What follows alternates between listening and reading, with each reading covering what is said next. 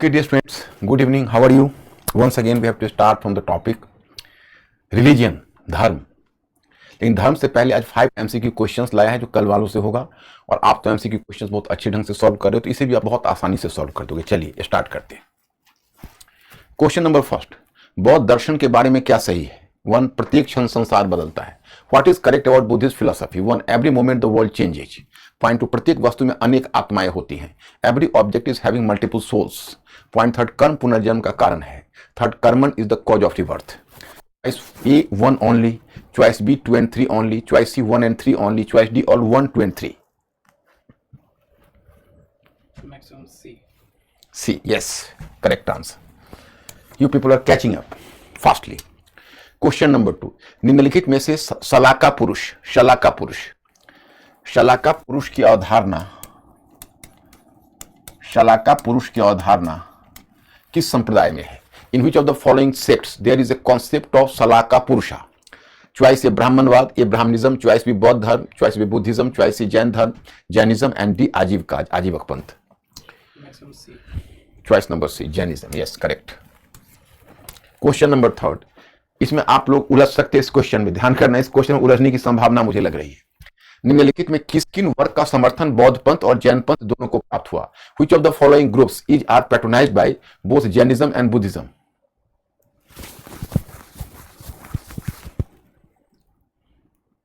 Which of the following groups not each are patronized? Groups patronized both Jainism and Buddhism. मतलब इन दोनों में से कौन से ने, जैसे जैनिज्म एंड बुद्धिज्म ने, इनमें से किसको पैट्रोनाइज, मतलब sorry, which of the following groups are patronized by both Jainism and Buddhism? मतलब ये है कि इनमें से जो ग्रुप है किसने बौद्ध पंथ और जैन पंथ दोनों को पैट्रोनाइज किया, दोनों को संरक्षण दिया. तो इसमें आपको पॉइंट नंबर 1 किंग राजा, पॉइंट नंबर 2 व्यापारी ट्रेडर्स, एंड पॉइंट नंबर 3 गृहपति हेड ऑफ द फैमिली. गृहपति का मतलब होता है गृहस्थ जो खेती करते हैं. अब इन तीनों को ध्यान में करके आप लोग सही आंसर का चयन करिए. Maximum D is. Yes, correct. मतलब you people are conscious enough. This question you have just given the correct answer. It is really a matter of surprise for me. Why? Because I didn't expect from you कि you people have to select गृहपति or the patter family, or you can say कि the cultivator group. It is true कि cultivator group he didn't patronize Buddhism. It didn't patronize Jainism because Jainism didn't allow cultivation. तो ये जो group है उसने कभी Jainism ने इसको संरक्षण नहीं दिया, क्योंकि जैनिज्म कभी भी एग्रीकल्चर को बहुत लेजिटिमाइज नहीं किया. उसके लिए जो कृषि था उसमें बहुत सारे कीट पतंगे की हत्या होती थी, इंसेक्ट्स की हत्या होती थी, तो माना कि और आपने बहुत सही आंसर कर लिया. It is really a matter of surprise for me. Question number 4. निम्नलिखित में किस स्मृतिकार ने महिलाओं को संपत्ति का अधिकार दिया? Which of the following smritis give the right to property for women? Right to property to women. इनमें से कौन सा स्मृतिकार है जिसने महिलाओं को संपत्ति का अधिकार दिया?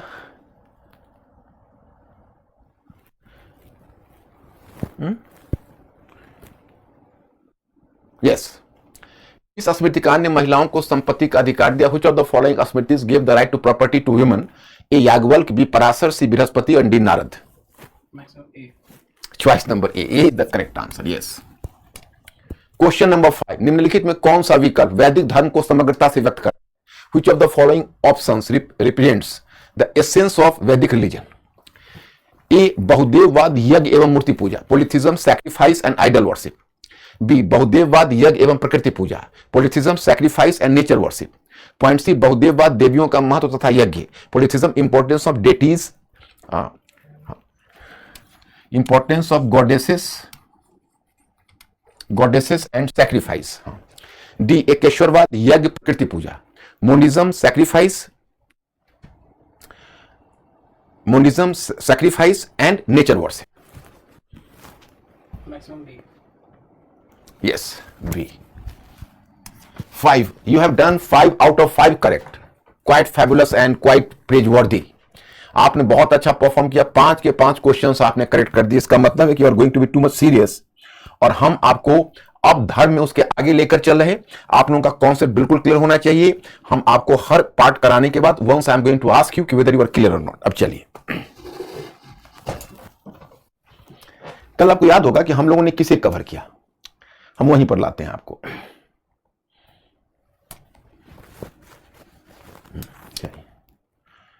कल हम लोगों ने बुद्धा एज, उपनिषद, बुद्धिज्म और जैनिज्म शुरू किया था। आपको याद होगा जैनिज्म में अभी हमारा समाप्त नहीं हुआ था, we were staying at Jainism. मैंने आपको बताया था कि जैन पंथ में जो ये माना गया कि this universe, this world is, you can say that is eternal, this world is eternal, it was having neither beginning nor and. मतलब ये संसार शाश्वत है, इसकी कोई ना आदि है ना कोई अंत है, लेकिन हाँ इसमें उत्थान और पतन का काल आता है। There was a stage of upsurge and decline in this there was the cycle of upsurge and decline. मतलब उनमें उत्थान और पतन का काल आता है। तो उत्थान के काल को उत्सर्पिणी कहा गया और पतन के काल को अवसर्पिणी। जस्ट फिलोसफी है, फिलोसफी में आप ध्यान रखिए, हम लोग सवाल कर सकते हैं क्या है, परंतु यह सवाल नहीं कर सकते हैं क्यों है। You can ask me the question what but not why. तो उसमें आपने शलाका पुरुष में 63 शलाका पुरुष देखा, जिसमें हाँ तो जो उत्सर्पिणी का काल है, उत्थान का काल है, उसमें 63 शलाका पुरुष पैदा होते हैं। ये शलाका पुरुष का मतलब है ग्रेट मैन, जिसमें 12 चक्रवर्ती शासक और 24 तीर्थंकर होते हैं। लेकिन जो पतन का काल होता है, मैंने बताया उसमें मानव का आकार छोटा हो जाता है, मतलब बांस लेके बैगन तोड़ने के बराबर। He was just, you can से, plucking the brinjals with the support of bamboo. This was the condition here. तो अब क्या है कि इसके बाद आप देखते हो कि जैनिज्म का ही कॉन्सेप्ट है कि थ्रू द इंटरेक्शन है जीव एवं अजीव के संयोग से, एवं अजीव के संयोग से सृष्टि का संचालन होता है। मैंने बोलता है कि जीव और अजीव के संयोग से, through interaction of jiva and ajiva, through the interaction of jiva, jiva means soul, and ajiva, ajiva means non soul या मैटर कह सकते हो, मैटर। तो जीवा और अजीवा के संयोग से इस सृष्टि का संचालन होता है। अब जीव में तो सोल आ गया, जीव में सोल, आत्मा। जीव कौन है? तो आत्मा है। और अजीव की श्रेणी में वो 5 को रखता है। अब 5 जानने का कोई फायदा नहीं है, क्योंकि आपको याद नहीं रहेगा। फिर भी मैं आपको बताता हूं, जैसे जीव में उसने रखा, सोल में रखा 5, सॉरी सोल में रखा आत्मा, आत्मा सोल हुआ। अजीव जो है वो अजीव की श्रेणी में, अजीव यानी अजीवा की श्रेणी में वो रखता है 5। कौन कौन? धर्म यानी dharma, dharma was symbolizing movement, dharma was symbolizing movement मतलब गति। अधर्म, adharma means agati, non movement, that is adharma. उसके बाद आकाश, आकाश मीन्स स्पेस। काल, काल मीन्स समय, टाइम, टाइम। और पुद्गल, पुद्गल का मतलब है कर्म। मतलब जैनिज्म कहता है कर्मन, जैनिज्म कहता है कि मतलब बेसिकली जैन पंथ का उद्देश्य है आत्मा को पुद्गल से मुक्त करना। मतलब पुद्गल मीन्स यू कैन से कर्म, पुद्गल।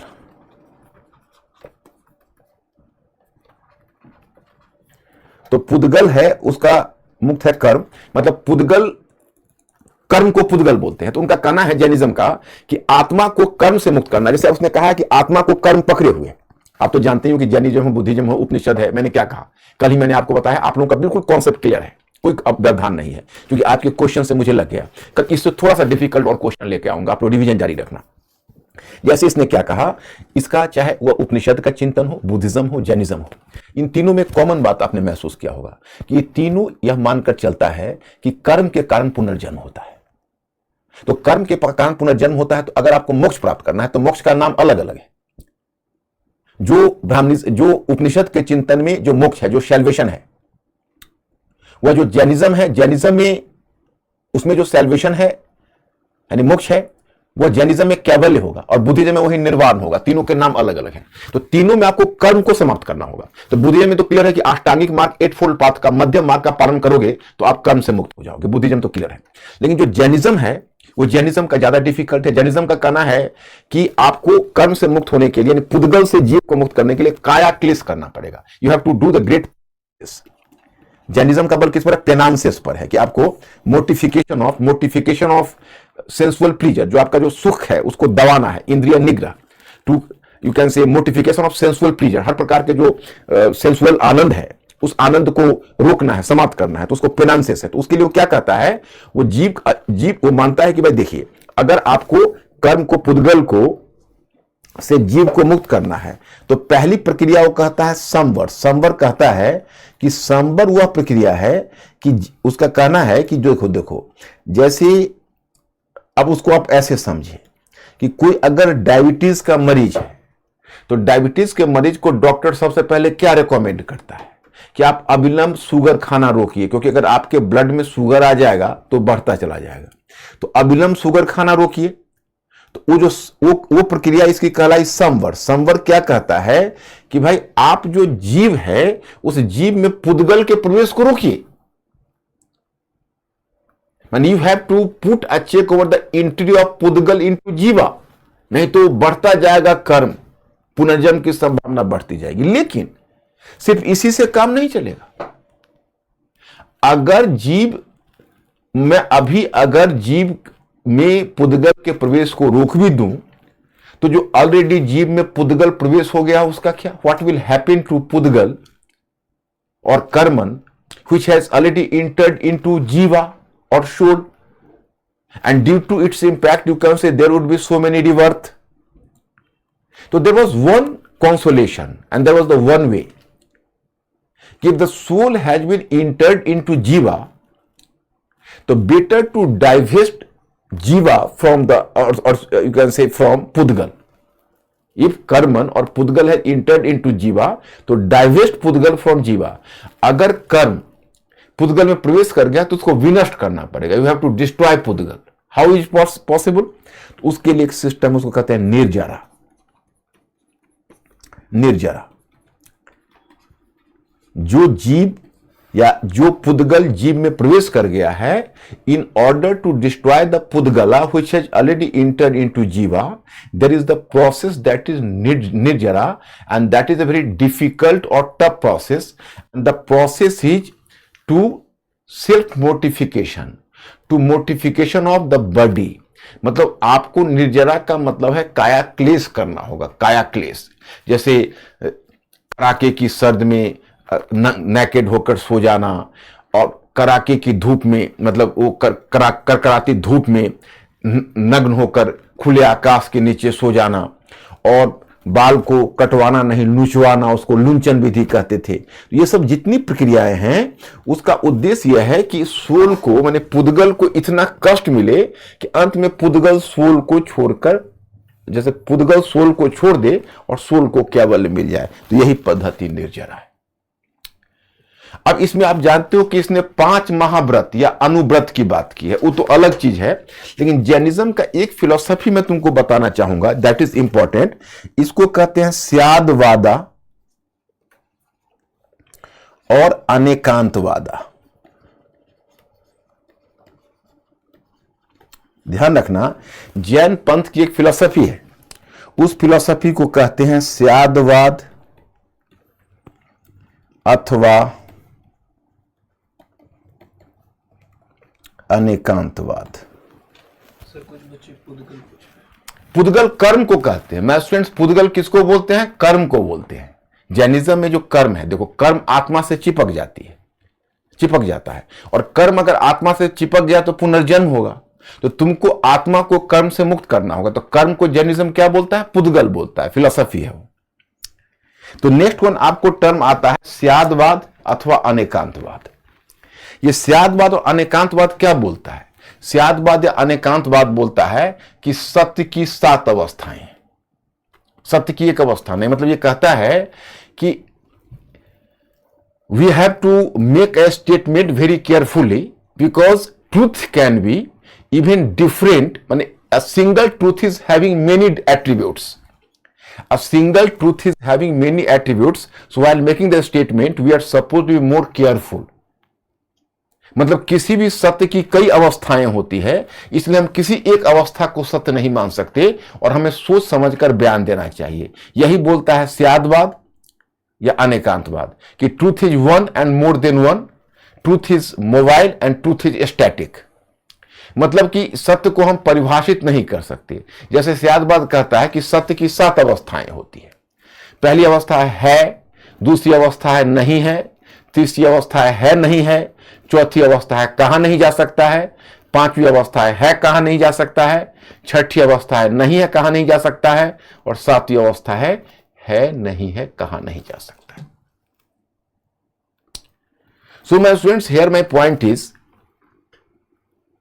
कि आप इस टर्म्स को लेकर आप परटर्ब मत हो।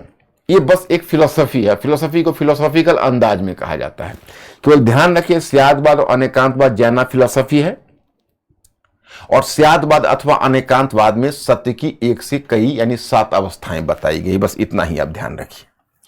अब चलिए मैं आपको इसमें एक दूसरी चीज बताता हूं। यहां तक ओके है? पहले आप बोलिए my students, are you okay? यहां तक समझ में आ गया?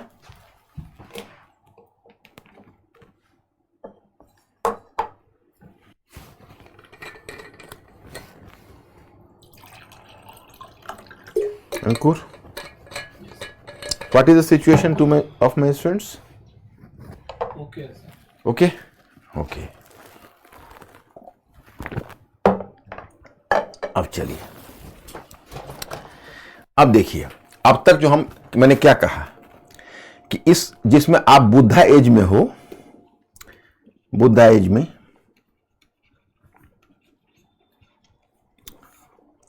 बुद्धा एज की विशेषता होती है मल्टीप्लिसिटी ऑफ सेक्ट्स।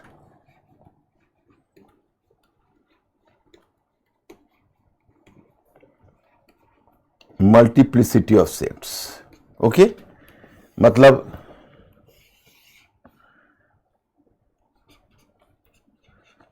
धार्मिक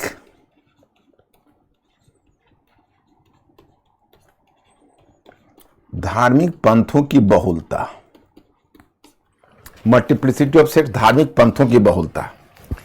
तो इसमें आप देखिए 2 तरह के धार्मिक पंथ हैं। एक हैं जिनका नाम है, जो विश्वास करते हैं, ध्यान करना, the theory of free will.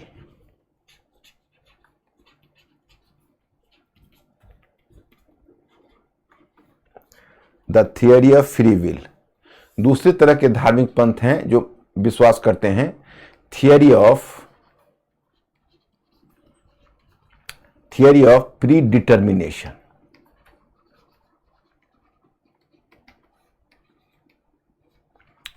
Theory of pre determination मतलब हिंदी में इसको लिखना मुश्किल है, क्योंकि इसको आप कह सकते हो, इसको तो कहते हैं पूर्व निर्धारण का सिद्धांत,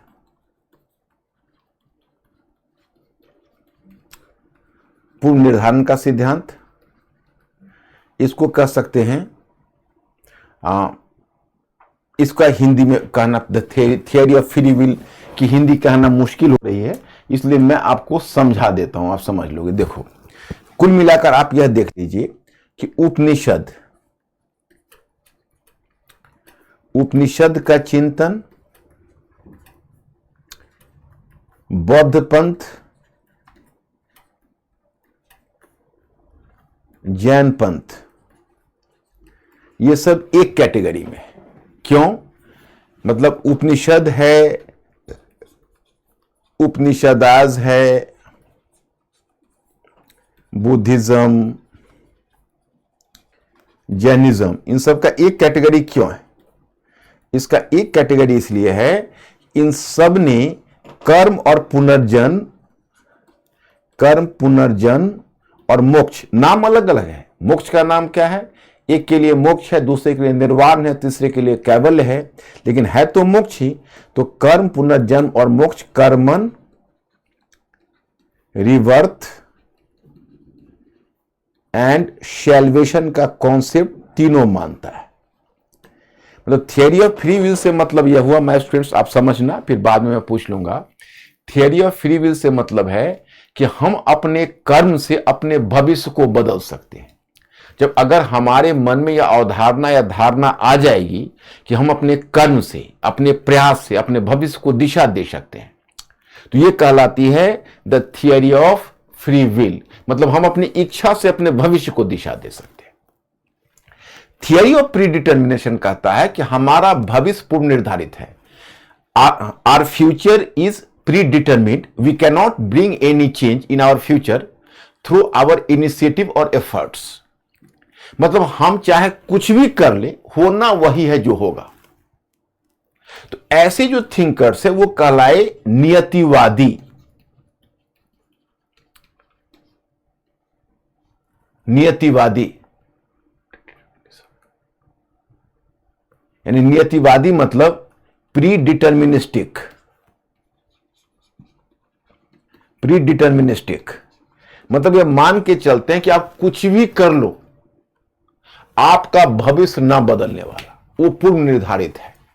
तो ऐसे चिंतकों में आपको नाम मिलेंगे, ऐसे चिंतक में नाम मिलेंगे अजीत केशकंबली,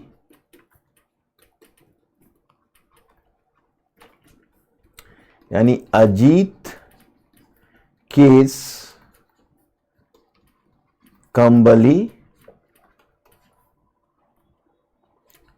पकुद कात्यायन,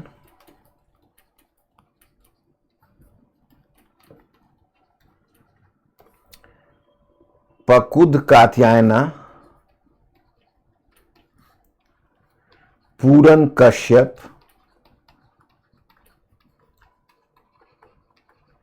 पूरन कश्यप, पूरन कश्यप,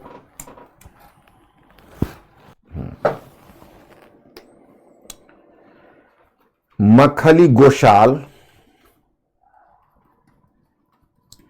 यानी मखली गोशाला, गोशाला, संजय वेलिट पुत्र, संजय वेलिट पुत्रा। अब देखो ये थिंकर्स हैं जिसमें आपको थिंकर्स के नाम मिलेंगे अजीत केशकंबली, पूरन कश्यप, मखली गोशाल, संजय वेलिट पुत्र, पकुद कात्यायना एटसेट्रा। अब ये थिंकर्स क्या मानते हैं? ये नियतिवादी है। ये मानते हैं कि हमारा भविष्य पूर्व निश्चित है। ये कहते हैं ना तो कर्म होता है, ना पुनर्जन्म होता है, न मोक्ष है। ये कर्म, पुनर्जन्म और मोक्ष की अवधारणा को अस्वीकार करते। ये कहते हैं कर्म से हमारा भविष्य नहीं बदल सकता, हमारे भविष्य में होना वही है जो होगा। The same is have to happen which is already predetermined। जो प्रीडिटरमिंड है वही होगा, उसमें किसी प्रकार का बदलाव नहीं देखने को मिलेगा। दैट इज करेक्ट, किसी प्रकार का बदलाव देखने को नहीं मिलेगा। तो मतलब यह हुआ कि इसी श्रृंखला में एक और चिंतक है, उसका नाम आप ध्यान रखिएगा, जो अजीत केशकंबली का शिष्य है और बहुत फेमस है, आप लोगों ने नाम ध्यान दिया होगा, चारवाक। चारवाक भी इसी श्रेणी का है। चारवाक, चारवाका इसी श्रेणी का है, इन्हीं ग्रुप में। जैसे अब अजीत केशकंबली कहता है कि चाहे तुम कुछ भी कर लो, होना वही है जो होगा, वो तो कहला यदृच्छावादी। इसलिए उसने कहा कि जो चाहते हो वो करो। संजय वेलिट पुत्र कहता है कि हम ना तो यह कह सकते हैं कि स्वर्ग और नरक है, ना यह कह सकते हैं नहीं है, तो कहला है अनिश्चयवादी। मखली गोशाल ने कहा कि हम कुछ भी कर ले, हमारे भविष्य में परिवर्तन नहीं होगा, वो कहला है प्रीडिटर्मिनिस्टिक, नियतिवादी। तो इस तरह के चिंतक है। और चारवाक है, चारवाक भी अजीत केशकंबली का शिष्य है, और वो कहता है कि मतलब प्रत्यक्ष अनुभव जो हम देखते हैं और अनुभव करते हैं वही ज्ञान का साधन है। तो प्रत्यक्ष अनुभव ज्ञान का साधन है, राजा ही देवता है, मृत्यु हमारे जीवन का अंत है। प्रत्यक्ष अनुभव ज्ञान का साधन है, राजा ही देवता है, मृत्यु हमारे जीवन का अंत है। और प्रत्यक्ष अनुभव ही ज्ञान का साधन है। तो इसलिए वह भी या इस तरह की मतलब मानकर चलता है कि हमारे मरने के बाद कुछ नहीं है, तो पुनर्जन्म की अवधारणा में या कर्म की अवधारणा में वह विश्वास नहीं करता है। और जब कर्म और पुनर्जन्म में या कर्म की अवधारणा में वह विश्वास नहीं करता है, और जब कर्म और पुनर्जन्म की अवधारणा में विश्वास नहीं करता है, तो आपको सूट करेगा, कहेगा कि भाई जब कोई बदलाव हो ही नहीं सकता तो ईट ड्रिंक एंड मेक मेरी, खाओ पियो और मौज करो। लेकिन ध्यान नहीं मेरे स्टूडेंट्स, ये जो बुद्धिज्म, जैनिज्म, उपनिषद है, वो इतिहास के पन्नों में आगे चलते रहे और इनको रिकॉग्निशन मिला। क्यों मिला? क्योंकि इसलिए इनका रिकॉग्निशन मिला क्योंकि इन्होंने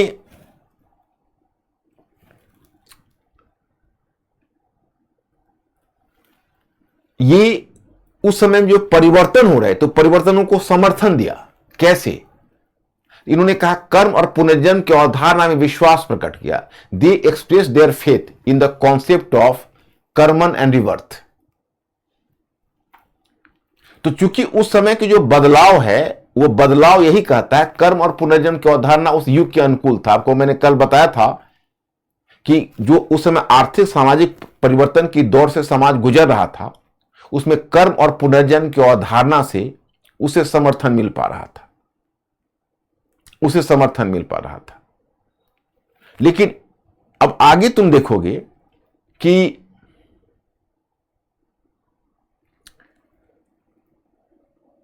जो ये भौतिकतावादी चिंतक हुए, जिन चिंतकों का मैंने नाम बताया जो कर्म और पुनर्जन्म की अवधारणा को नहीं मानते हैं, तो उन्होंने उस समय के होने वाले युग के परिवर्तन से अपने आप को नहीं जोड़ सके। अब तुम ही बताओ, अगर तुम कहते हो कि कर्म और कोई फल नहीं होता, तो इसके बाद फिर कर्म करने की प्रेरणा कैसे समाज में मिलेगी? इसलिए इन चिंतकों को स्वीकृति बहुत ज्यादा नहीं मिल सकी और इतिहास के पन्नों में दब कर रह गए। तो ये थे भौतिकतावादी चिंतक, इनको आप मेटेरियलिस्टिक थिंकर्स कर सकते हो। तो यही है इनके बारे में। तो मुझे लगता है यहां तक आप समझ गए होगे। तो मैं दूसरी तरफ चलूं, थोड़ा सा आप हिंट करो। Mister Ankur, just ask my students. Ishiko, tell me, sir, what are similarities between Buddhism and Jainism? Okay. Buddhism and Jainism.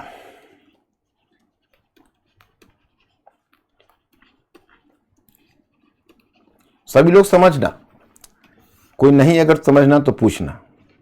उसको थोड़ा सा ये सब दिखाओ ना, कुछ कुछ दिखाओ ताकि even he should be involve. Yes. बौद्ध पंथ एवं जैन पंथ, how to read message etcetera.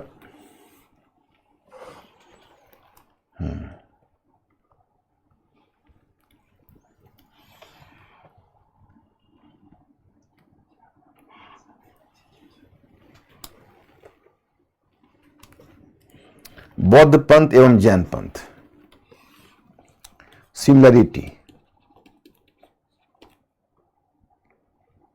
Similarity, समानता। देखो दोनों में समानता क्या है? दोनों कर्म और पुनर्जन्म की अवधारणा को मानेगा। कर्म एवं पुनर्जन्म,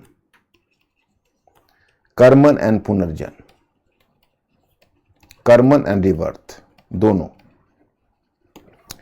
दोनों मोक्ष में विश्वास करेगा। मोक्ष, दोनों मोक्ष में विश्वास करेगा। मतलब मोक्ष में कर्म पुनर्जन्म मोक्ष की अवधारणा में दोनों का विश्वास है।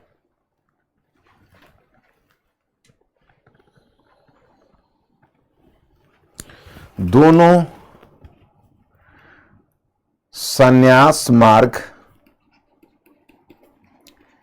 एवं संघ जीवन पर बल देता है। Both are giving emphasis over as renunciation, संन्यास मार्ग, and both they are giving emphasis over monastic life. Monastic, संघ जीवन मतलब मोनेस्टिक लाइफ। मोनेस्टिक लाइफ पर दोनों का बल है, दोनों का मोनेस्टिक लाइफ पर बल है। ओके। और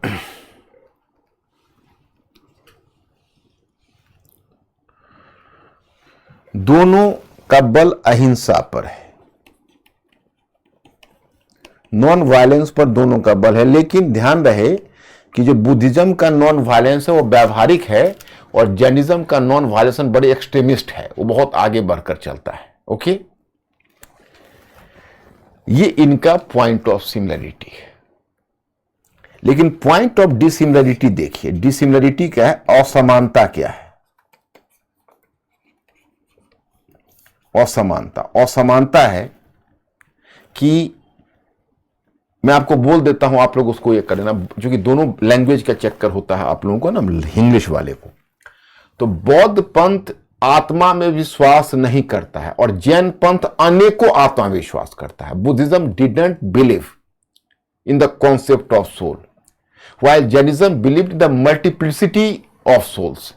वो कहता है इंसान मानव में ही नहीं, मानव के साथ पशु, वनस्पति और जिसको हम निर्जीव पदार्थ कहते हैं, जिसको हम पेड़ पौधे, पहाड़, झरना, नदियां, उन सभी में आत्मा है। दूसरी बात क्या है कि जो बौद्ध पंथ है वो मध्यम मार्ग पर बल देता है, that was called middle path. और जो जैनिज्म है वो ग्रेट पेनांसेस पर, काया क्लेश पर बल देता है, उसका एक्सट्रीमिस्ट पाथ है। तीसरा तुम देखते हो कि बुद्धिज्म जो निर्वाण पर बल देता है, वो निर्वाण इस शरीर में भी प्राप्त किया जा सकता है।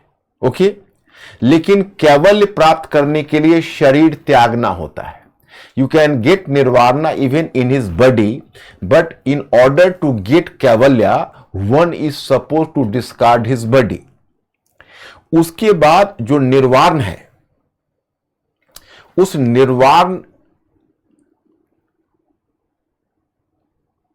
के लिए, जैसे बौद्ध पंथ में निर्वाण दो तरह के होते हैं फॉलोअर्स। एक को कहते हैं भिक्षुक, मॉन्क्स। जो भिक्षुक हैं, जो संघ में जाकर रहते हैं, जो गृह त्याग करके संघ में रहते हैं, उनको कहते हैं भिक्षुक, चाहे वो बौद्ध पंथ हो या जैन पंथ हो। और जो गृहस्थ हैं लेकिन उस पंथ को फॉलो करते हैं, उनको गृहस्थ कहते हैं, उसको कहते हैं गृहस्थ कहते हैं। और उसके लिए टर्म आता है ले फॉलोअर्स, दे आर ले फॉलोअर्स। तो in Buddhism both Monks and ले followers both were allowed to manifest nirvana, means ki nirvana was available to both monks and lay followers, but in Jainism, my students, kaivalya was simply available to monks but not to lay followers। मतलब कि बौद्ध पंथ में जो भिक्षुक और गृहस्थ है दोनों को निर्वाण मिल सकता है, जैन पंथ में केवल भिक्षुकों को ही कैवल्य मिल सकता है, ले फॉलोअर्स को नहीं। तो इन दोनों का point of similarity and dissimilarity है, और मुझे लगता है कि मैंने आप लोगों को समझा दिया होगा। ईशिका ने प्रश्न किया था सिमिलरिटी का, मैंने डिसिमिलरिटी भी आपको बता दिया। मिस्टर अंकुर बताइए। कुछ क्वेश्चन है सर? हाँ बोलो फटाफट जल्दी। कि सर प्रथम संवर क्या होता है? प्रथम संवर संवर है, स्पेलिंग हिंदी में लिखा है संवर। संवर का मतलब होता है जी, जैसे आत्मा है तो आत्मा में जिस समय पदार्थ, जिसको कहते हो आत्मा में कर्म को प्रवेश को जो रोकने की प्रक्रिया है उसको संवर कहते हैं, मैंने बताया। और कर्म जो आत्मा में प्रविष्ट हो चुका है उसको नष्ट करने की प्रक्रिया को निर्जरा कहते हैं। विकास पूछ रहे सर कि Jainism and Buddhism which one had spread more in Vedic period? No, Vedic period, don't in Vedic period. In Vedic period, neither Buddhism nor Jainism existed. Both appear in Buddha age. Because you people have to understand this point, I have not simply taught you. I have not simply taught you economy, taught you culture or religion. I have taught you polity, I have taught you economy, I have taught you society. The Vedic economy could not bear the burden of Buddhism and Jainism. Vedic economy could not generate the quantity of surplus which was required for sustaining the religious sects like Buddhism and Jainism, because they were emphasizing on the life of renunciation. And there was the long band of, I can say the big band of monks, thousands and thousands monks were thronging in monasteries. And suppose in Vedic period, who will provide grains to and provide, you can say, foods to such a large number of monks? Was it possible? No. Nikita पूछेंगे sir Jainism में कायाकल्प क्या है? कायाकल्प नहीं है, काया क्लेश है। क्लेश, क्लेश का मतलब है पीड़ा लेना, माने शरीर को कष्ट देना, काया क्लेश बोलते हैं। निकिता Yes. निकिता कैरेक्टलेस कहते हैं शरीर को कष्ट देना। जल्दी बोलो। सोनी बोल रही है सर कि बौद्ध धर्म और जैन धर्म के पतन का क्या कारण है? अब पतन के कारण तो बहुत आगे तक है, अभी क्यों पतन के कारण पर पूछ रहे हो? अभी तो बुद्धिज्म जैनिज्म में मैं बहुत दूर तक आपको ले चलूंगा। अभी don't talk about the cause of decline. अभी केवल बुद्धिज्म जैनिज्म का बेसिक जानो, फाउंडेशनल जानो, और उसके बाद की चीज बाद में होगी। भौतिकतावादी चिंतक समझा उन लोगों ने? Yes sir. और बाकी लोग समझ रहे हैं? Yes sir. आगे बढ़े कि और कोई क्वेश्चन है? नहीं सर।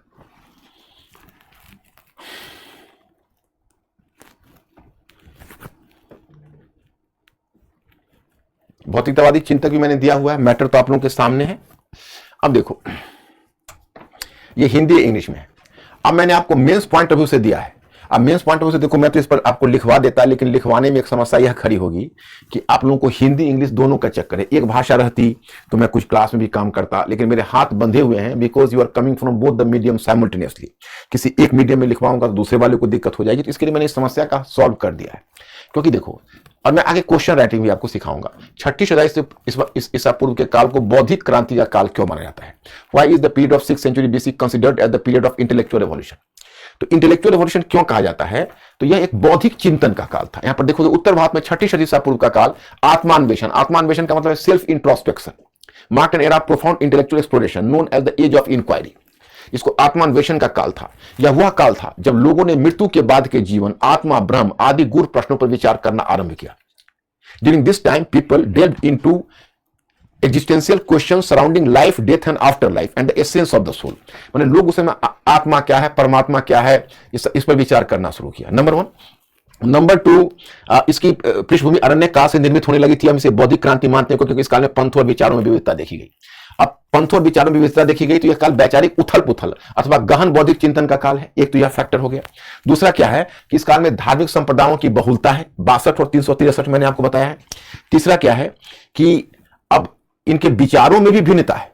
जो कुछ चिंतक हैं वो आत्मा, जो कर्म पुनर्जन्म और कर्म पुनर्जन्म और मोक्ष को मानते हैं। कुछ चिंतक है जो कर्म पुनर्जन्म और मोक्ष को नहीं मानते हैं। Some believes in the concept of karman rebirth and salvation but some others denied the existence of karman rebirth and salvation. अच्छा, वैश्विक स्तर पर भी यह इंक्वायरी का काल है। वैश्विक स्तर पर आप देखोगे यही काल है जब भारत में बुद्ध और महावीर जैसे चिंतक, यूनान में पाइथागोरस, यूनान में ईरान में जरथुष्ट और चीन में कन्फ्यूशियस और लाओसे जैसे चिंतक हुए। तो आपको you will be surprised to know that कि it is suppose to be an age of inquiry not simply in context of India but in context of the whole of the world. ये पूरे वैश्विक परिप्रेक्ष्य में आत्मान्वेषण या inquiry का काल है। तो यह आपका ये दोनों। क्या बौद्ध पंथ धर्म सुधार आंदोलन के साथ साथ समाज सुधार आंदोलन भी था? बिल्कुल, क्योंकि महात्मा बुद्ध ने केवल धर्म के प्रश्न को नहीं उठाया है। वैदिक देखिए, आपको यहां पर सूचना मिलेगी कि बौद्ध पंथ का गहरा संबंध तात्कालिक आर्थिक सामाजिक परिवर्तनों के साथ जुड़ा रहा। इसलिए धार्मिक आंदोलन के साथ साथ सामाजिक आंदोलन भी सिद्ध हुआ। इसे निम्नलिखित रूप में समझा जा सकता है। एक, इसने यज्ञ एवं वैदिक कर्मकांड को अस्वीकार कर दिया। It rejected sacrifice and Vedic rituals, distancing itself from ongoing religious controversies by challenging beliefs in the existence of the soul and divine entities। दूसरा, इसने आत्मा और परमात्मा को अस्वीकार कर समकालीन धार्मिक विवाद से अपने को दूर रखने का प्रयत्न किया। Buddha proclaimed that the Varna system which upheld Brahminical superiority and the caste system was a human creation rather than a divine decree। इसने ब्राह्मणवादी वन व्यवस्था को अस्वीकार करते हुए घोषित किया कि वन व्यवस्था ईश्वर निर्मित नहीं बल्कि मानव निर्मित है। मतलब इसके दो कई है। एक तो क्या है कि सामाजिक आंदोलन में देखोगे इसने वन विभाजन को अस्वीकार कर दिया, वन व्यवस्था के बारे में बोला कि ईश्वर के द्वारा नहीं मानव के द्वारा निर्मित किया गया है। फिर आप देखते हो कि इसने शूद्रों के लिए भी निर्वाण का रास्ता खोल दिया। जो ब्राह्मण हैं वो ब्राह्मणों ने मोक्ष का दरवाजा शूद्रों के लिए नहीं खोला था, परंतु इन्होंने निर्वाण का रास्ता शूद्रों के लिए खोल दिया। Open the gate of nirvana for Shudras. फिर इसने महिलाओं को भी बौद्ध संघ में प्रवेश की अनुमति दी। while the Brahmanism didn't give permission to women, you know। इसने महाजनी और मुनाफाखोरी को, मैंने क्या बताया कि महाजनी, कल मैंने बताया था कि इसने मुनाफा लेना को और ब्याज लेने को भी उचित ठहराया। तो यह भी इसका एक सुधार का काम है।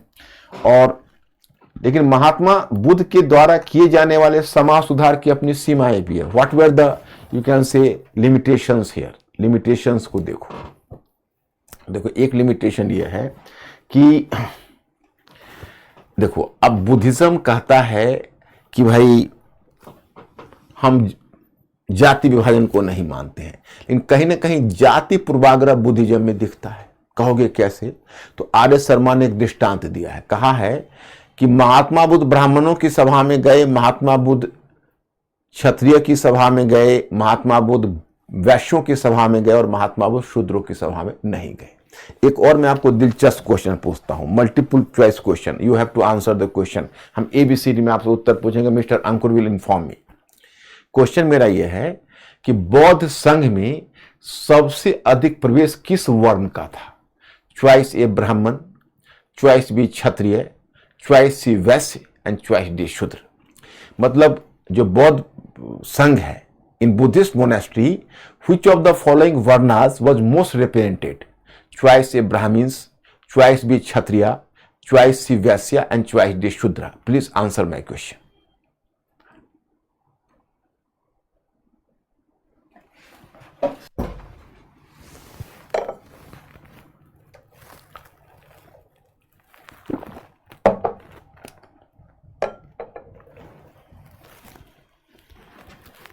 Maximum D.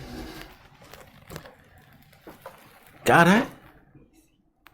दो मिक्स है। वंस अगेन लगता है मैं स्टूडेंट्स आपने क्वेश्चन नहीं समझा। मैं फिर क्वेश्चन रिपीट कर रहा हूं, अपने चॉइस को संभालिए। मेरा क्वेश्चन यह है कि बौद्ध संघ में सबसे अधिक प्रवेश किस वर्ण का हुआ था? सबसे अधिक किसकी संख्या थी? ए ब्राह्मण, बी क्षत्रिय, सी वैश्य और डी शूद्र।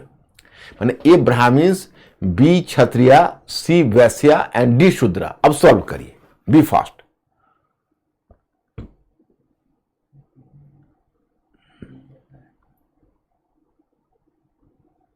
वेबसाइट पे मैक्सिमम बी है। वेबसाइट पे मैक्सिमम बी है और इसमें सी है। वैसे मैं स्टूडेंट्स यहां पर मेरे इस क्वेश्चन में आप लोग गच्चा खा गए, उत्तर नहीं कर पाए। नो, हालांकि क्वेश्चन बड़ा डिफिकल्ट था, मुझे अनुमान था कि आप इसको नहीं कर पाओगे, लेकिन घबराओ मत, आप लोगों का बहुत अच्छा परफॉर्मेंस है, ऐसे कुछ नहीं। लेकिन इस क्वेश्चन में आप मात खा गए। ये क्वेश्चन में आपका उत्तर होना चाहिए ब्राह्मण्स। सरप्राइजिंगली सबसे अधिक प्रवेश किसका हुआ है पता है? ब्राह्मण का। और आप कहोगे भाई कैसे? तो ये डेटा से पता चलता है।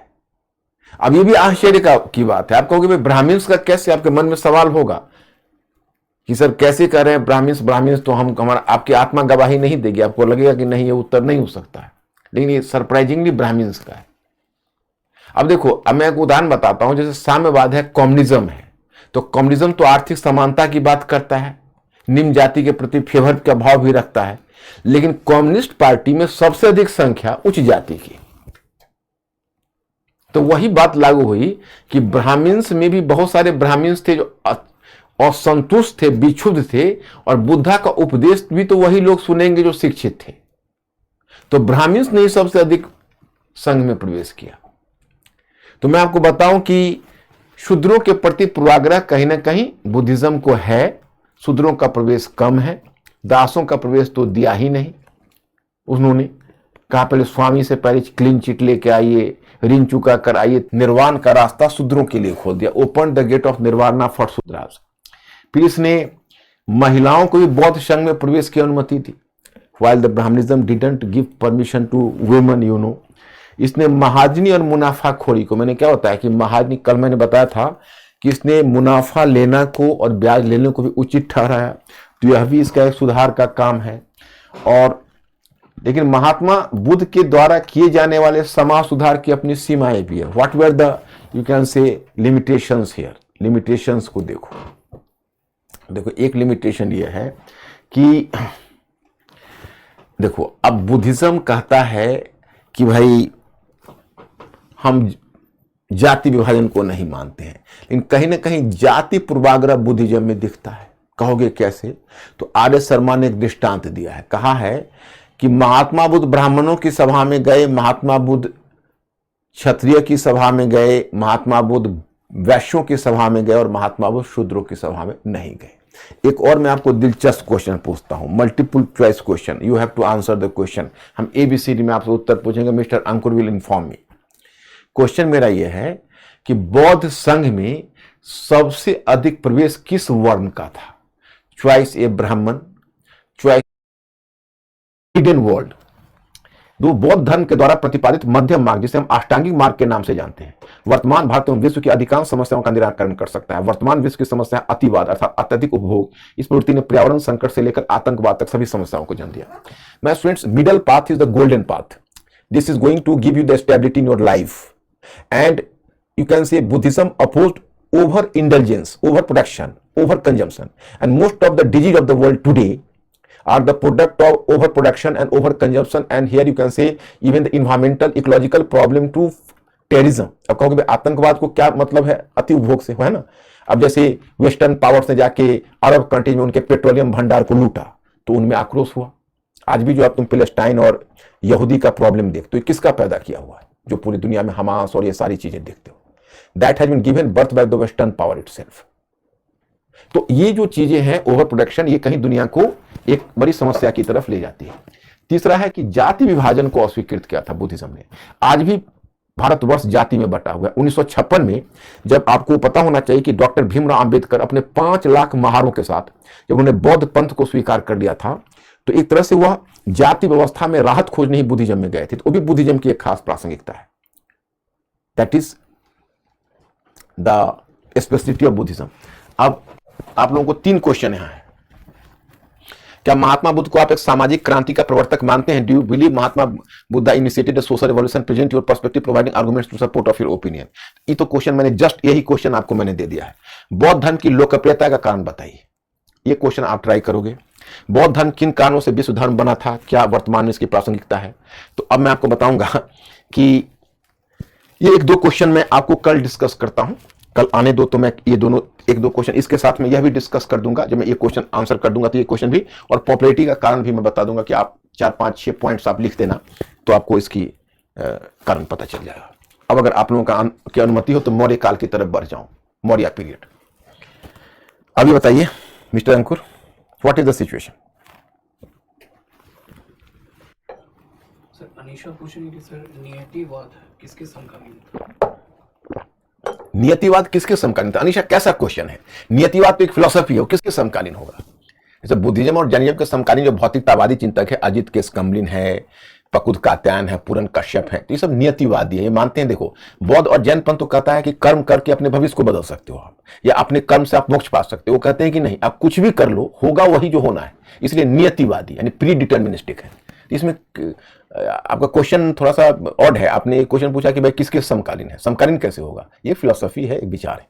माधव कह रही सर, पंथ और संप्रदाय में क्या अंतर है? देखो, पंथ किसी एक धार्मिक विशेष, जो धर्म विशेष है, धार्मिक पंथ, उसको पंथ कहते हैं। मैंने किसी विशेष रास्ता को मानने वाले, जैसे बौद्ध पंथ है, जैन पंथ है, ब्राह्मण पंथ है, और उन पंथ के मानने वाले जो फॉलोअर्स हैं वो संप्रदाय है। बाकी ओके, ठीक है। अब मैं students, you are coming to Maurya period. अब मौर्य पीरियड में क्या सीन है मैं आपको बताऊंगा। राजधर्म कहोगे तो देखो, अशोक जैसे मौर्य काल में आप आते हो,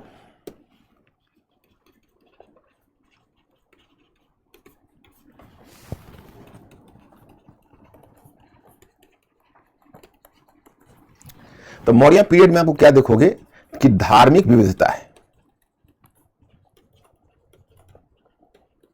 ओके, तो धार्मिक विविधता के बीच, धार्मिक विविधता में रिलीजियस डाइवर्सिटीज,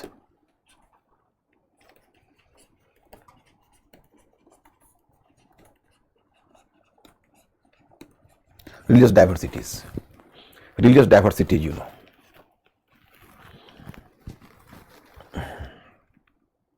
देखो रिलीजियस डाइवर्सिटी में जैसे ब्राह्मण पंथ,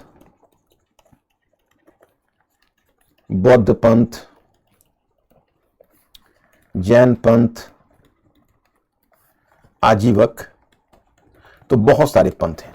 And due to the religious diversity, you can say you are already well informed about the fact that the Buddhist text has mentioned about 62 sects and Jaina text mentions 363 texts, 363 sects. मतलब बौद्ध जो ग्रंथ है वो 62 धार्मिक संप्रदाय का जिक्र करता है या 62 धार्मिक पंथ का जिक्र करता है, तो जैन पंथ 363 धार्मिक पंथ का जिक्र करता है। तो इतनी धार्मिक विविधता है। तो अब सवाल उठता है कि जिसको तुम अशोक का धम्म कहते हो, मैं आपको बताता हूं। तो अशोक ने विविधता में एकता, अशोक के द्वारा विविधता में एकता का प्रयास, एकता का प्रयास। Ashoka try to bring unity in diversities. Ashoka try to bring unity in diversities. अब अशोका ने विविधता में एकता लाने का प्रयास किया, वही है अशोक की धम्म नीति। अशोक का धम्म या अशोक की धम्म नीति, अशोक का धम्म, जैसे धम्मा ऑफ अशोका, धम्मा ऑफ अशोका। अब सबसे पहले आपको यह चीज बेतुकी लगेगी कि भाई धम्मा क्यों, धर्म क्यों नहीं, यही पहला प्रश्न आपको आएगा। तो इसमें कोई बड़ी बात नहीं है। देखो, जब मैं भाषा सहित पढ़ाऊंगा तो आपको लैंग्वेज बताऊंगा। तो एक है संस्कृत लैंग्वेज। तो जो संस्कृत लैंग्वेज है, संस्कृत भाषा है, उस संस्कृत भाषा में संयुक्त व्यंजन का प्रयोग होता है बातचीत के क्रम में। जैसे कहते हो धर्म, तो ध के ऊपर ऐसे देखो म पर रेफ होता है, देखो रेफ, धर्म। और जब वही प्राकृत में जाओगे, इसमें संयुक्त व्यंजन है, तो प्राकृत में द्वित व्यंजन है, म संयुक्त। जो संस्कृत में धर्म है वही पाली में, उसी को पाली प्राकृत बोलते हैं, पाली में वही धम्म हो जाता है। तो चूंकि अशोक ने पाली भाषा में अपना अभिलेख खुदवाया, तो अशोक ने हर जगह धर्म की जगह धम्म लिखवाया। तो आज जब अशोक के धर्म की चर्चा होती है तो you are just trying to use the term dhamma of Ashoka, इसलिए आप अशोका का धम्मा कहते हो। तो मैं आपको बताऊं कि देखो, अब अशोक है, वो अशोक ने विविधता में एकता, क्योंकि आपने बहुत सारे धार्मिक पंथ थे और अशोक का एक विशाल साम्राज्य था।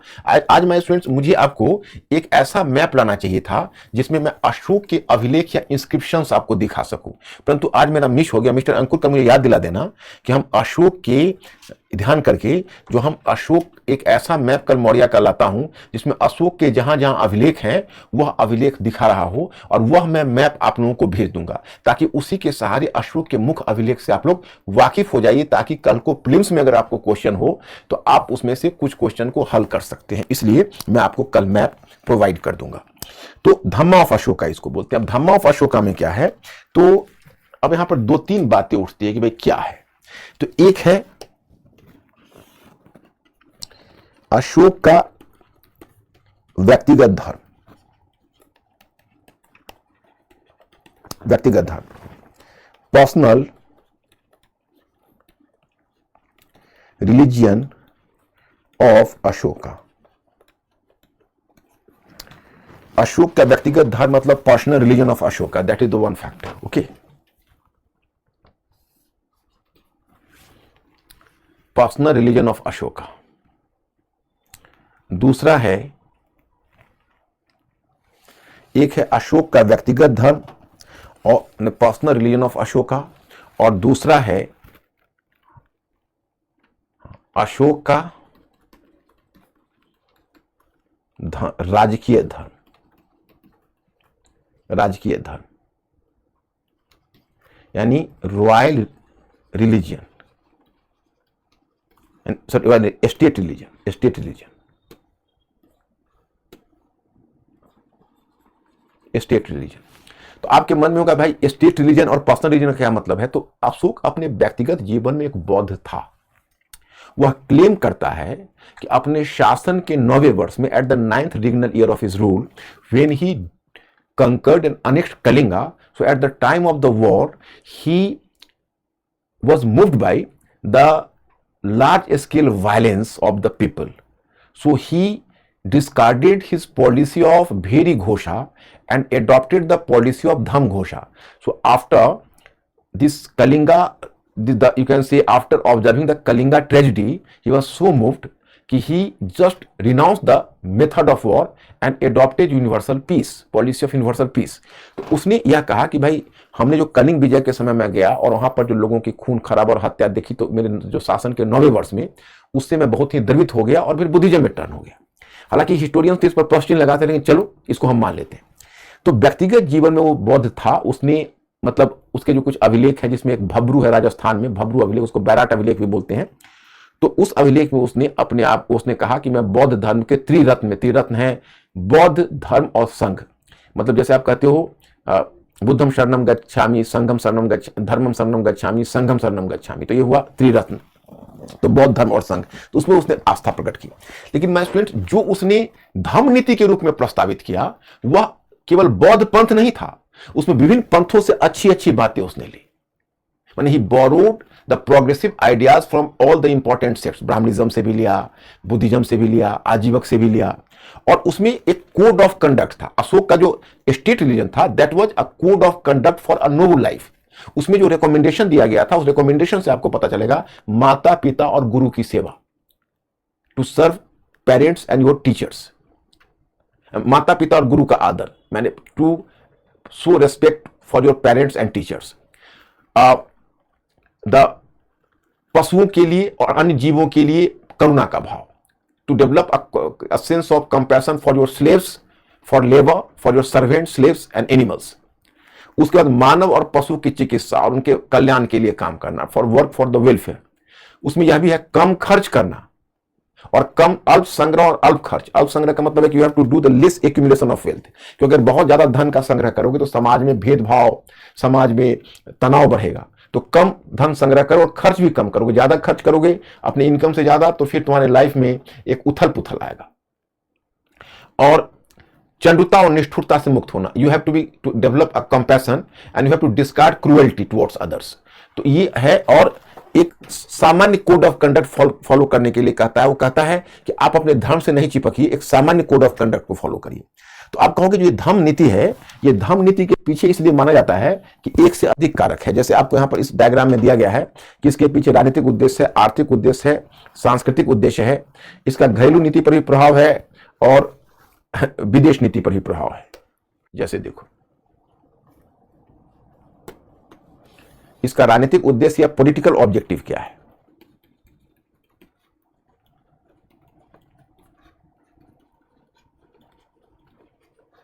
पॉलिटिकल ऑब्जेक्टिव, तो आपको पॉलिटिकल ऑब्जेक्टिव लगता है कि उसका राजनीतिक उद्देश्य है कि अशोक का साम्राज्य एक बृहद साम्राज्य हो चुका है, तो अपने बृहद साम्राज्य में एकता और अखंडता को बनाकर रखना चाहता है।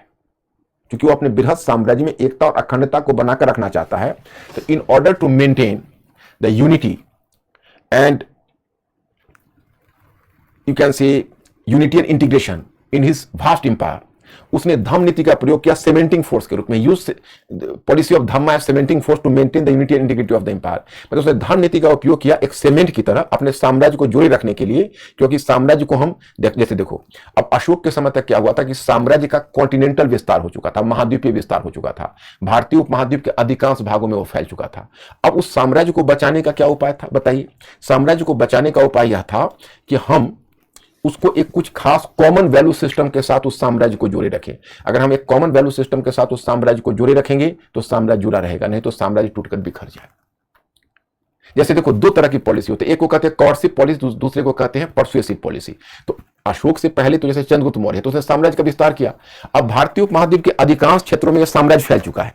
अब अशोक की इच्छा किसी नए क्षेत्र में साम्राज्य को फैलाने की नहीं, इसलिए कलिंग युद्ध के बाद उसने उसको फैलाना छोड़ दिया और बदले में उसने साम्राज्य के संगठन पर बल दिया, धम्म नीति के माध्यम से लोगों को जोड़ने का प्रयास किया। दूसरा है आर्थिक। जैसे आर्थिक नीति कही जाती है इकोनॉमिक उद्देश्य,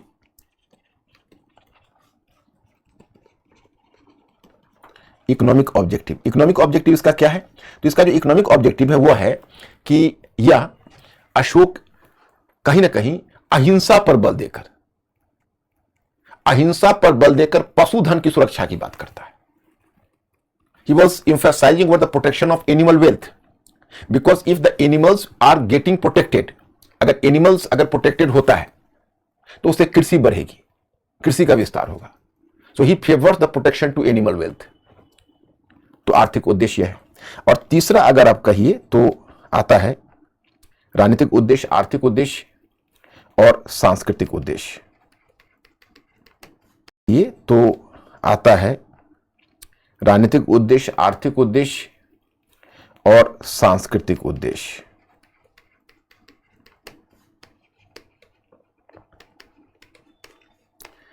कल्चरल ऑब्जेक्टिव्स,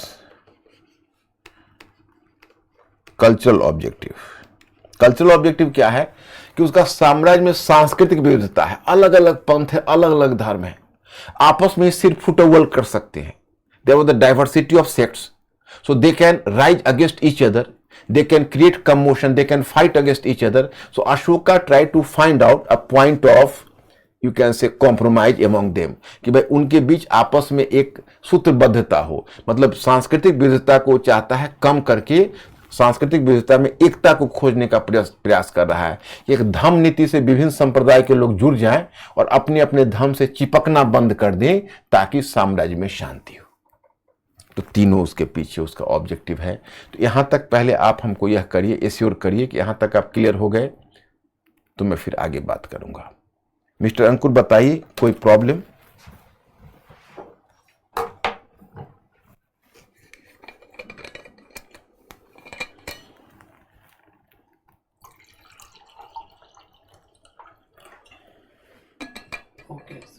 ओके, चलो।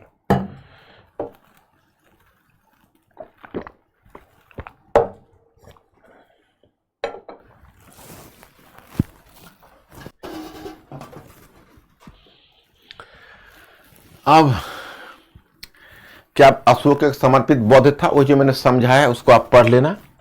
वॉज अशोक का डिवोटेड बुद्धिस्ट?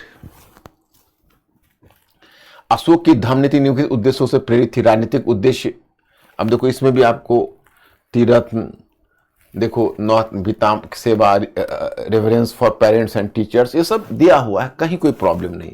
अशोक की धर्म नीति निम्नलिखित उद्देश्यों से प्रेरित थी। अशोक का dhamma policy were driven by several objectives, political objective, economic objective जो मैंने अभी आपको समझाया है, कल्चरल ऑब्जेक्टिव, तो बिल्कुल क्लियर है, कहीं कोई प्रॉब्लम नहीं। अशोक की धर्म नीति का घरेलू नीति पर प्रभाव, माने डोमेस्टिक पॉलिसी पर अशोका की धर्म नीति का क्या प्रभाव है, वो आपको दिखाया जा रहा है। कम से कम दंड शक्ति का प्रयोग कर शासन का संचालन करना, reduced use of penal power. Ashoka's dhamma policy led to a decrease in the reliance on punitive measures in state governance. मतलब आपको सूचना यह मिलती है कि अशोक ने कम से कम दंड शक्ति का प्रयोग करके शासन किया, कम से कम दंड शक्ति का प्रयोग करके ही रूल्ड। और दूसरा, राज्य के लोक कल्याणकारी स्वरूप पर बल देना, emphasis on public welfare. Ashoka significantly expanded the state's role by prioritizing the well-being of the public. जैसे अशोका के विषय में कहा जाता है कि अशोक ने लोगों के कल्याण के लिए, जैसे लोगों के नैतिक जीवन के उत्थान के लिए उसने काम किया, लोगों के कल्याण के लिए अपने शासन के, मतलब उसका एक अभिलेख, मैं कल अभिलेख आपको मैप पर दिखाऊंगा। जैसे अपने शासन के कल्याण के लिए उसके विषय में कहा जाता है कि उसने अपने उसके 5वें बृहद शिलालेख से, जो फिफ्थ मेजर रॉक एडिक्ट है, तो फिफ्थ मेजर रॉक एडिक्ट से पता चलता है कि उसने अपने शासन में धम्म महामात्र नामक अधिकारी की नियुक्ति की। और धम्म महामात्र नामक अधिकारी का काम था लोगों के नैतिक उत्थान के लिए काम करना और लोगों के कल्याण के लिए काम करना। अब जैसे सड़कों पर छायादार वृक्ष लगवाना, कुएं खुदवाना, लोगों को मानव, जैसे उसका जो दूसरा बृहद शिलालेख है उससे सूचना मिलती है कि वह मानव एवं पशु दोनों की चिकित्सा का प्रबंध किया। He made an arrangement for the treatment to man and beast both. तो इस तरह से उसने अपने उनके जो इंस्क्रिप्शंस हैं उससे सूचना मिलती है कि अशोका ने इस संदर्भ में बहुत सारे मेजर्स लिए। और तीसरा है कि कर्मठ प्रशासन एवं बेहतर गवर्नेंस पर बल दिया। उदाहरण के लिए उसके अभिलेख से हमें यह ज्ञात होता है कि उसके अधिकारी किसी समय भी उससे मिल सकते थे।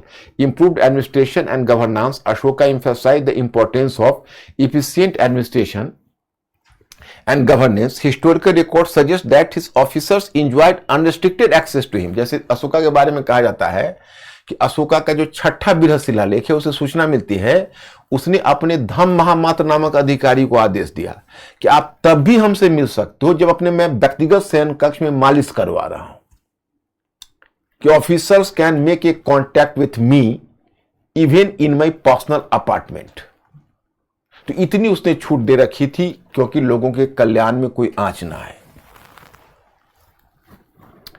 4, अपनी प्रजा के नैतिक उत्थान के लिए उसने कदम उठाए। उसके लिए उसने धम्म महामात्र नामक अधिकारी की नियुक्ति आरंभ की, जो लोगों के धम्म नीति का प्रसार करता था। मैंने आपको बताई है। Acknowledgement of public indebtedness, Ashoka recognized his indebtedness to the public and expressed his commitment to fulfilling this obligation. To ensure effective implementation, he appointed a new class of officers called Dhamma Mahamatra. तो इस तरह से उसने देखा कि भाई धम्म महामात्रा नामक अधिकारी की नियुक्ति की।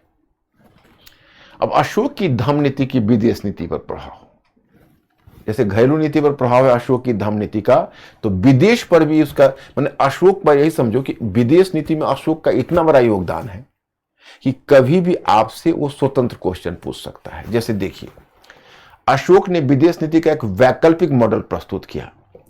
मतलब अशोका डिस्कवर्ड और developed an alternative model to foreign policy or an alternative paradigm to foreign policy. He was the first ruler of the world that discarded war.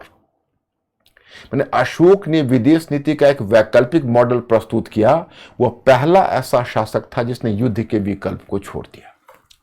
दूसरा, अपने 13वें बृहद शिलालेख में उसने घोषित किया कि वह युद्ध विजय की नीति को छोड़कर धम्म विजय की नीति को अपना रहा है, अर्थात मेल मिलाप की नीति।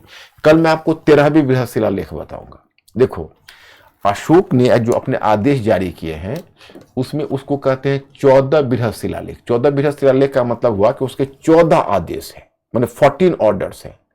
जो पहले 9 स्थानों से मिले थे अब 10 स्थानों से मिले। तो हर जगह से जो 13वां नंबर आदेश है उसमें वो कलिंग विजय के बारे में लिखा है, कलिंग विजय।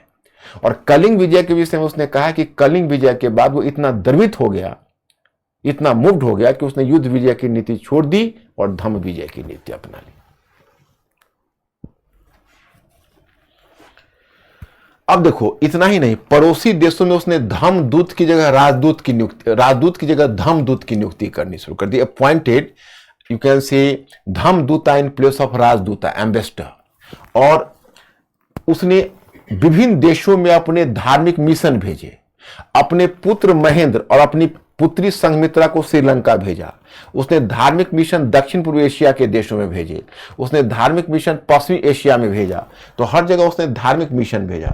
और जानते हो, वर्तमान में जो दक्षिण पूर्व एशिया के बीच भारत के संबंध है उसमें सांस्कृतिक कूटनीति पर बल दिया जाता है, क्योंकि दक्षिण पूर्व एशिया में जो बौद्ध, चूंकि दक्षिण पूर्व एशिया के जो कंट्रीज है वो बौद्ध है बहुत हद तक, तो उसमें जो बौद्ध धर्म का वहां प्रभाव है, तो उसने दक्षिण पूर्व एशिया के देशों में जो आज हमारा सांस्कृतिक कूटनीति, जैसे सिंगापुर से ही तुम देखो नालंदा विश्वविद्यालय का बन रहा है, ये सब इसलिए संभव है कि अशोका ने दक्षिण पूर्व एशिया में बौद्ध पंथ को फैलाया था। So Ashoka was, from Ashoka you find the inspiration for cultural diplomacy as well. और अब कहा जाता है कि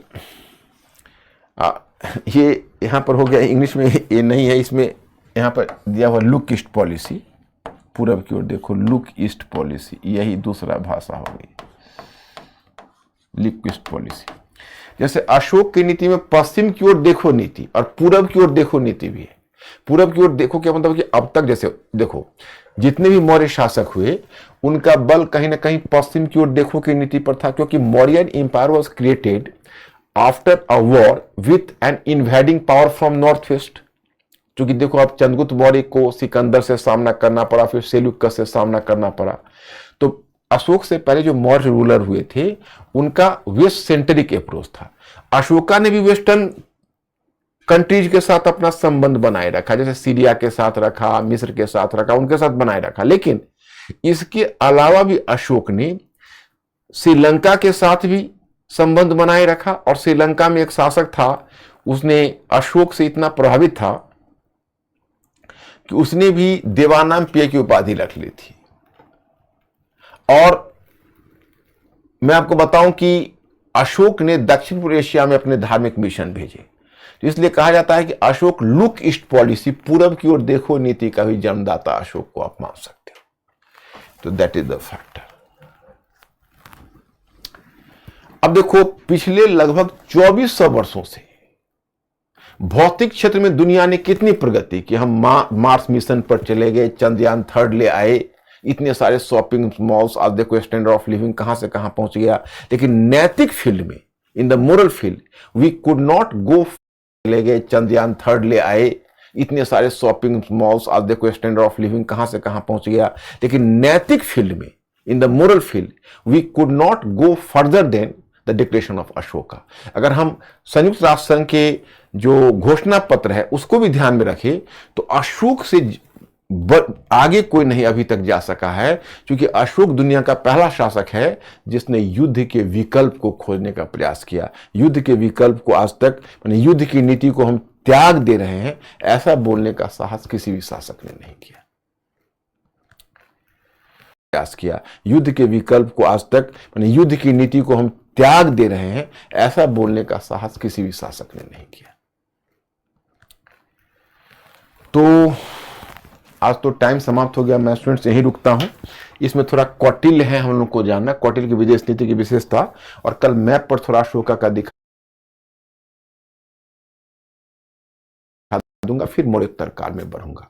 तो आप लोग को मैंने जो इंस्ट्रक्शन दिया उसका पालन करना, एक तो रिवीजन अच्छे से करना है, और प्रत्येक दिन 20-25 मिनट थिंकिंग क्रिएचर उसको जारी रखना है। फिर हम कल मिलते हैं आपसे। Okay my student, thank you very much, I will see you, good night.